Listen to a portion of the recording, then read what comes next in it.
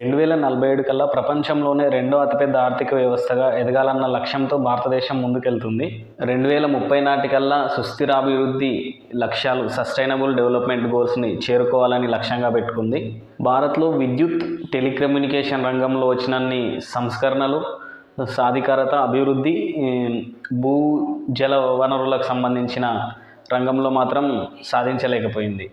దేశంలో వ్యవసాయం, పారిశ్రామిక, వాణిజ్య అవసరాలతో పాటుగా దైనందిన అవసరాలకు కూడా భూగర్భ జలాలపైనే ఆధారపడాల్సిన అవసరం ఉంది. రోజు రోజుకు వాటి వినియోగం పెరుగుతుంది. దీంతో పోను వాటిపైన ఒత్తిడి కూడా పెరుగుతుంది అనేది మనం అర్థం చేసుకోవచ్చు. ప్రపంచ జనాభాలో భారత్ వాటా 17.5%, కానీ నీటి వనరుల్లో అది 4% మాత్రమే. తలసరి నీటి లభ్యత భారతదేశంలోని తలసరి నీటి లభ్యత చూసుకున్నట్లయితే 1951లో 5177 ఘనపు మీటర్లు ఉంటే అది 2019కి వచ్చేసరికి 1486 ఘనపు మీటర్లకు పడిపోయింది. ఇప్పటికే భారతదేశంలోని 256 జిల్లాల్లో జలవనరుల లభ్యత సమస్యాత్మకంగా మారిపోయింది. 1990-2021 మధ్యలో 30% జిల్లాల్లో సగటున 20 ఏళ్ళ సాధారణం కంటే తక్కువ వర్షపాతం నమోదైనట్లు గుర్తించారు. దేశవ్యాప్తంగా నీటి లభ్యత అన్ని చోట్ల ఒకేలాగా ఉండడం లేదు. అదేవిధంగా G20 దేశాలతో పోలిస్తే తక్కువ తలసరి ఆదాయం, స్థూల దేశీయోత్పత్తి కలిగిన భారతదేశం 2047 నాటికి ప్రపంచంలోనే రెండో అతిపెద్ద ఆర్థిక వ్యవస్థగా ఎదగాలన్న లక్ష్యంతో ముందుకెళ్తుంది. దీనివల్ల జలవనరులపై చాలా ప్రభావం పడుతున్నదనేది మనం గమనించుకోవచ్చు. ఈ విధంగా భూగర్భ జలాలు అడుగంటిపోవడానికి, భూగర్భ జలాలపైన ఒత్తిడి పెరగడానికి గల కారణాలను ఒకసారి తెలుసుకునే ప్రయత్నం చేద్దాం. మొట్టమొదటిగా భారతదేశం అనేది ముఖ్యంగా ఋతుపవనాలపైన ఆధారపడిన దేశం కావడం మొదటి రీజన్గా చెప్పుకోవచ్చు. Majority of the Indian sub continent అనుకోవచ్చు, ఇండియన్ నేషన్ కావచ్చు, మొత్తం మనకు వర్షపాతం మీద కానీ దానిపైన ఋతుపవనాల మీద ఆధారపడాల్సిన అవసరం ఉంది. భూతాపం, వాతావరణ మార్పుల కారణంగా వర్షాలు అనేవి పడాల్సిన టైంలో పడకుండా అవసరం లేనప్పుడు పడడం, కొన్నిసార్లు ఎక్కువగా పడుతుంది, పడాల్సిన దగ్గర ఎక్కువ పడడం లేదు, అవసరం లేని దగ్గర ఎక్కువ పడుతుంది. ఇట్లా వ్యత్యాసం అనేది ఉండడం వల్ల అది భూగర్భ జలాలు అడుగంటిపోవడానికి దారితీస్తుంది. ఇందాక నేను అనుకున్నట్లు దేశవ్యాప్తంగా అన్ని చోట్ల భూగర్భ జలాలు అనేది లభ్యత అనేది ఒకే విధంగా లేదు, వ్యత్యాసాలు ఉన్నాయి. మేజర్ రీజన్ వచ్చేసి ఎవరికి ఇష్టం వచ్చినట్లు వాళ్ళు భూగర్భ జలాలను తోడుకోవడానికి ఆనాటి బ్రిటిష్ కాలం నుంచి ఉన్న చట్టాలే అనుమతిస్తున్నాయి. అంటే ఆ కాలంకి అనుగుణంగా చేసుకున్న చట్టాలను ఇప్పటికీ కొనసాగిస్తుండడం వల్ల అవి వాటిని ఉపయోగించుకొని ఎవరికి ఇష్టం వచ్చినట్లు వాళ్ళు భూగర్భ జలాలను వాడుకోవడం ప్రారంభించారు. అయితే రాజ్యాంగం పరంగా ఈ భూగర్భ జలాలకు సంబంధించిన పర్యవేక్షణ కానీ దానికి సంబంధించిన కార్యాచరణ కానీ ఎవరు రూపొందించాల్సిన అవసరం ఉంది? కేంద్ర ప్రభుత్వమా లేదా ఏ రాష్ట్రానికి అదేనా అనే విషయాన్ని చూసుకున్నట్లయితే అంతర్రాష్ట్ర నదీ జలాలు, వాటికి సంబంధించిన పంపిణీ వివాదాలకు సంబంధించిన విషయాలను మాత్రం కేంద్ర ప్రభుత్వం చూసుకుంటుంది.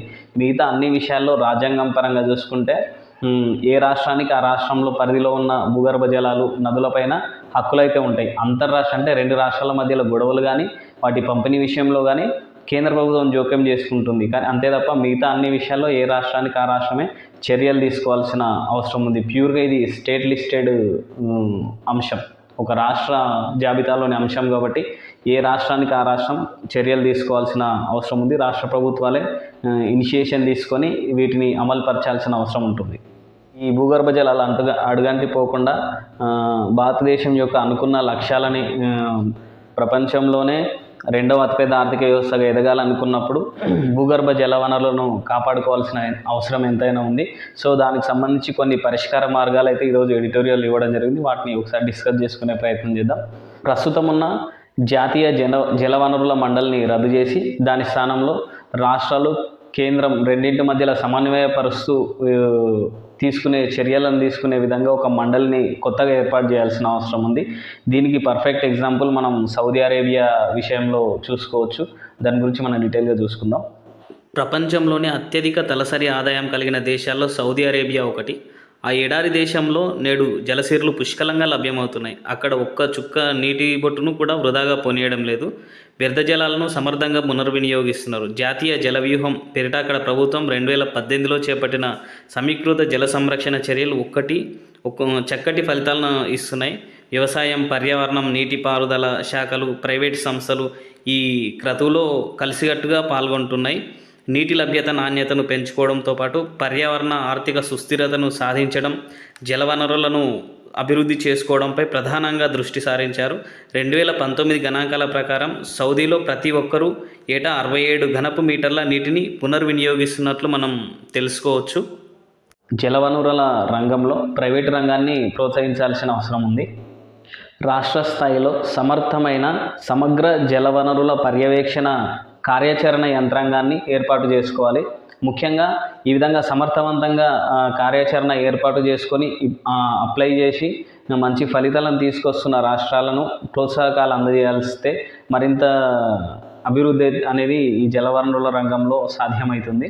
ఇందాకనే మనం అనుకున్నట్టు కేంద్ర జల సంఘం, సెంట్రల్ వాటర్ కమిషన్ అంటారు, కేంద్ర భూగర్భ జల మండలి అనే వాటిని సంస్కరించాల్సిన అవసరం ఉంది. వాటిలో చాలా సమూల మార్పులు తీసుకురావాల్సిన అవసరం ఎంతైనా ఉంది. అదేవిధంగా బహుముఖ నైపుణ్యం కలిగిన మానవ వనరులతో వాటిని సంస్కరించాల్సిన అవసరం ఉంది. భారతదేశం మొత్తాన్ని భూగర్భ జల వనరులు అడుగంటిపోకుండా వాటిని మరింత అభివృద్ధి చెందేలా తీసుకోవాల్సిన చర్యలు ఎంతైనా అవసరం ఉంది. అట్లా భారతదేశం కానీ వివిధ రాష్ట్రాలు కానీ దానికి అనుగుణంగా చర్యలు తీసుకోవాలని మనం కోరుకుందాం.